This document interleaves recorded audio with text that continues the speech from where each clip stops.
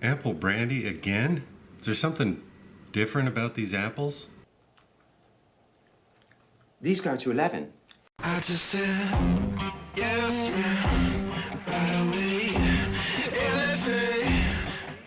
So if you saw my last apple brandy video, you know that I didn't get a lot of flavor in the finished product, and honestly that has really been bothering me ever since. So I read through a bunch of your comments and also went and did some more research to see if there was a way that I could pull more flavor into the finished product, because it's not just the apple brandy, it's any sort of fruit wine. So despite all the reading that I've done over the years, I somehow missed a really simple process that might give us exactly what we're looking for. I was talking to a friend of mine and I mentioned the thumper that I just made, and he said I needed to try something called shooting the thumper in order to really maximize flavor. Beg pardon? I'd never heard the term before, ever. He explained it's actually pretty simple.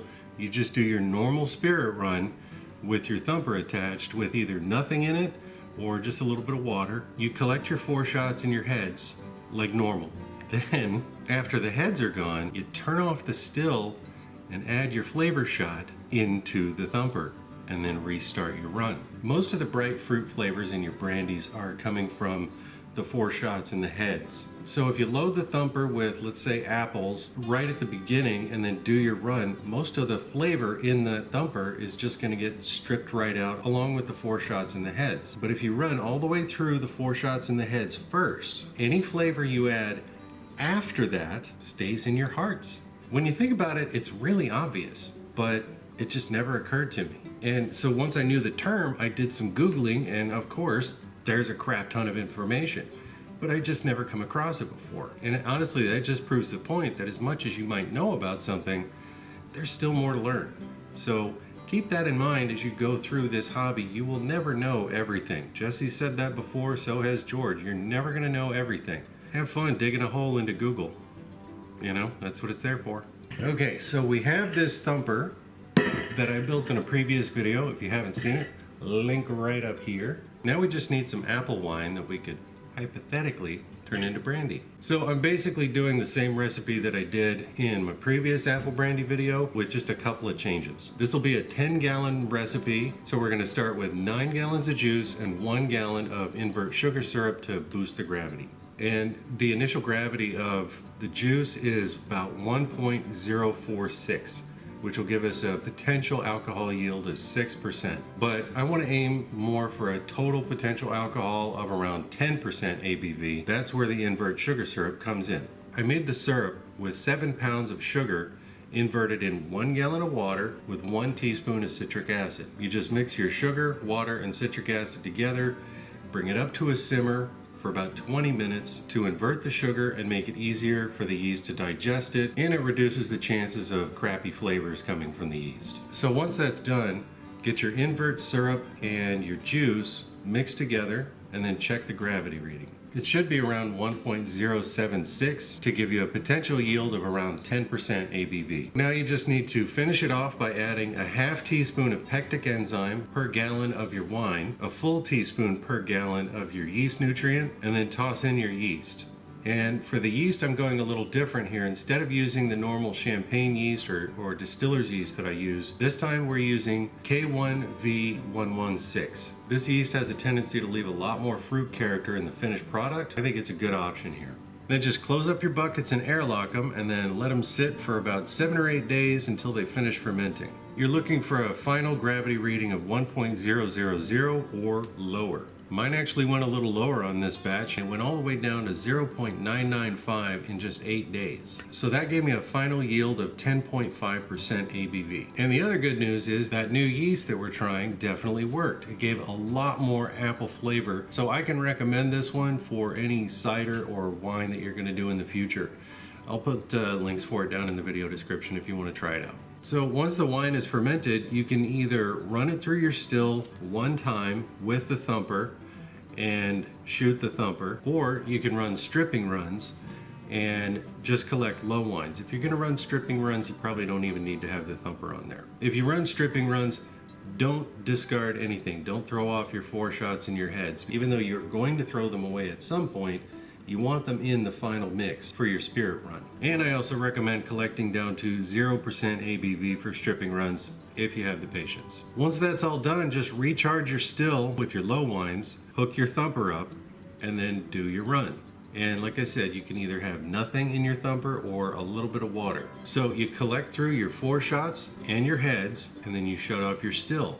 But remember, if you're running a thumper, it's a closed system. It will pull a strong vacuum when you shut off the burner. So make sure that you release the vacuum as soon as you turn off the heat on your still. Then you just add whatever you want into your thumper for your flavor shot. I'm recommending 2 cans of frozen apple juice concentrate and half a dozen apples. But recipes vary widely online. Some folks just throw in a whole bunch of applesauce. Some folks use dried apples. So it's really up to you. Play around with it until you get your perfect recipe, but remember, always take notes. So once your thumper is full of your flavor charge, go ahead and reattach it and then finish your run. So before we get on to the tasting, I want to say thank you to my Patreon members for supporting my channel. You guys are amazing. You're the reason why I'm able to do this as often as I am, and you're the inspiration for some of the crazy crap I do. So I'm truly grateful, especially in this year of absolute craziness. Thank you guys so much.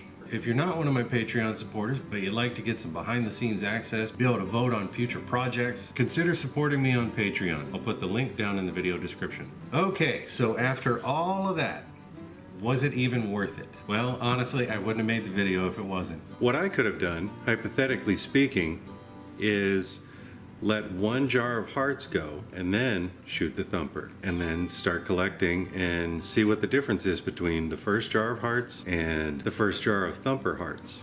So is there a difference? Let's find out. This is the first jar of hearts, and this is jar number 7.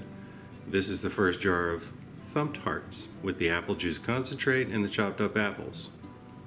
Number 6, there's a little bit of apple aroma, a lot of ethanol, a little slight hint of caramel or candy sugar, something like that. And then number 7. Wow. Yeah, it's fresh apples. It's not as strong as like cutting an apple and sticking it up to your nose and smelling it, but this is potent apple. I'm very happy. This is what I wanted. Wow. That is clearly an apple brandy. And that is the first time I've tasted that much apple in an apple brandy, like ever.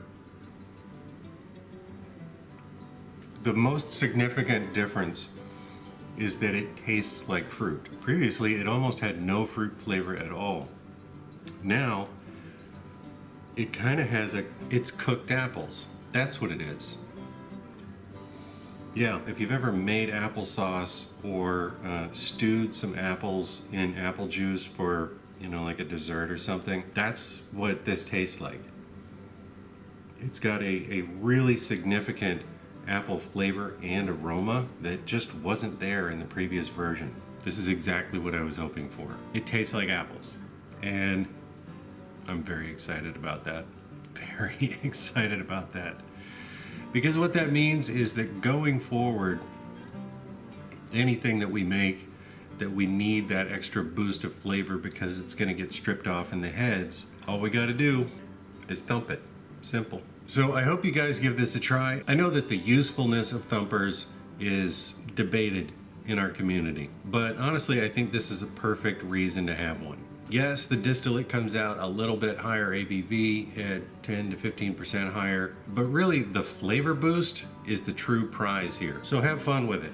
Come up with ways to incorporate a thumper in some of your old favorite recipes, keeping the goal in mind to increase and refine the flavor profile. So this coming year, I'll be digging into some more experiments to see what we can do with the thumper. If you have some suggestions, things you've tried, things you want to try, crazy ideas, go ahead and let me know down in the comments section. So if you like this video, do me a favor and hit the thumbs up button. And if you want to follow along and find out what kind of stuff I'm going to do next time, go ahead and hit the subscribe button down here and the little bell icon right next to it so you get notified when I post new content. That way you don't have to keep typing bearded and bored into the search bar, because I know you guys are doing that. I know some of you out there are doing that. It's the 21st century. Come along with us. All right. Thanks for watching. Talk at you later. It's here, folks. That's supposed to be my job. I'm sorry, but you're camera shy. No, steal your thunder. Yeah, that's true. Keep all that sexy on that side of the camera, thank you very much. Look at that, precious. Yeah. So that's for the tape. Oh.